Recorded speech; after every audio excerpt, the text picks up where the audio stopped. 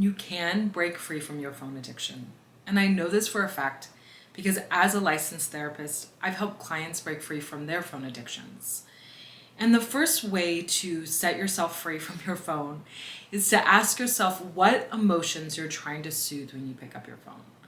Are you afraid of missing out or lonely? And so social media feels like connection and a chance to feel like you're in the loop. Or maybe you're stressed out and scrolling gives you a chance to, just totally disconnect and numb out. Or maybe you're overwhelmed and anxious by the news and consuming content feels like taking action. Or perhaps you're, just bored and you want that, mental stimulation.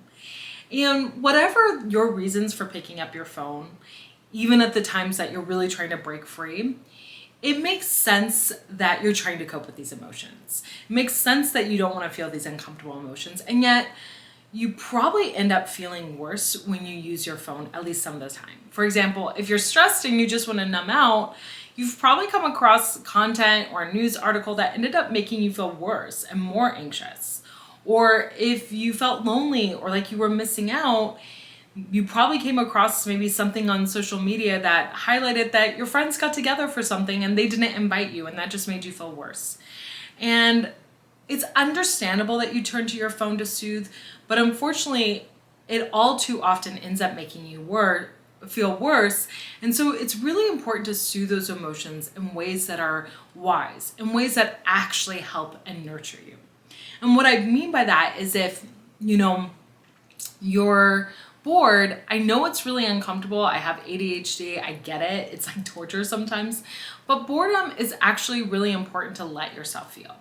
The reason you want to let yourself feel boredom is because in that brain state, we actually think about ourselves. We think about where we want to take our lives. We get to think creatively, find inspiration, and problem solve.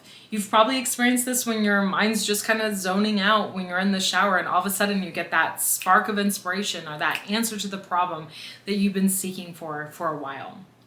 And then with other emotions like loneliness, you can use that feeling to instead motivate you to reach out to an old friend who I know would be happy to hear from you.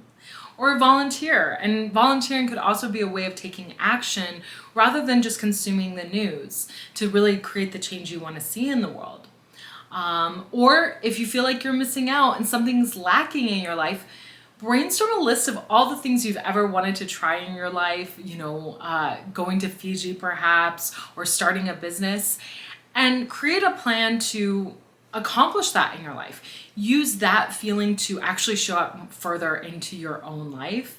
Maybe you think about research how much that trip would cost, identify if there's things you could sell or side project you could do to acquire that money faster, and really, start to envision the life you most want. And by the way, that's one of the gifts of boredom is we get to kind of move to that place of dreaming if we let ourselves feel that. And so that's the first strategy, is to cope wisely with those emotions underneath while you're picking up your phone, even though you want to break free. On the other side of things, I actually want you to tap into your anger. And what I mean by that is I want you to feel this righteous anger that comes from realizing how offensive it is that these social media companies have invested countless dollars making sure you become addicted to your phone.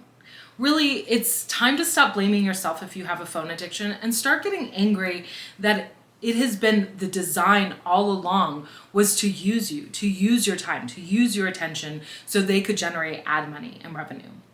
Think about that for a moment. They don't care how many dreams you put to the side, how many relationships you miss out on, how many special events you don't get to attend or create in your life because you're just sucked to your phone. They don't care about that. They only care about what your eyeballs mean for their ad money. Think about how offensive and violating that is. And I want you to tap into that anger because when you feel that righteous anger, it motivates you to self-protect. And when you want to self-protect, you set the boundaries you need to break free from your phone addiction. It can look like deleting that app that you know is super addictive for you. Even if you re-download it again, keep deleting it over and over again. That's part of the addiction cycle. You just have to keep giving yourself more and more time to break free. And if you make a mistake, no problem. You just get back on track. And another thing you could do is literally just leave your phone in another room. Make sure you're creating physical boundaries and space from your phone. You could also use tools that are helpful for your phone or helpful for you. Like if you want to consume the news, maybe use a website like Ground News or an app like Ground News, which really highlights to you whether an article is left-leaning or right-leaning, so you can mindfully consume the news in a way that's more balanced. Or you can download something called Ecosia, which is a search engine. I had to download that because my Google newsfeed was really sucking me in and taking a lot more of my time than I wanted. So I deleted that. It was addictive for me. And I downloaded Ecosia, which is a very simple search engine. You kind of go in and out with your searches. But the really cool thing about it is instead of investing all this money and getting you addicted, they're taking their profits and planting trees around the world. And all their financial reports are transparent. It's super cool. And another thing you could do, I did this a long time ago, is turn off non-essential notifications. One day I decided, you know what? I'm going to have boundaries with my phone and I'm going to decide when I use it. It doesn't get to tell me. It doesn't get to ping me and tell me when I'm going to pick it up. No, I'll decide when I pick it up. So I turned off all my notifications except for like text messages. I even deleted my work email off my phone because I can just go onto my laptop and check out my messages. And so using your anger to fuel you is what's really going to break you free from this addiction. Yes, cope with your emotions wisely, but I want you to understand that it's not your fault that you're addicted to your phone. It has been designed this way. If you have a human brain, you're going to get addicted to the way that they have made these tools. And so when you use these tools, when you set boundaries fueled from your righteous anger, when you cope with your emotions wisely, you can absolutely break free from your phone addiction. And your phone can be a tool that you use rather than something that uses you and your life. I hope these tips are helpful, and I love hearing how you're implementing them and if you have any questions along the way. And if you want more support, using that righteous anger to fuel your self-protection, I'd recommend you check out my book, Setting Boundaries: 100 Ways to Protect Yourself, Strengthen Your Relationships, and Build the Life You Want.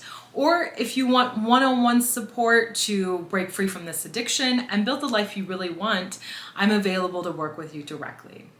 For now, though, I hope that this was helpful, and I'm sending love for your journey.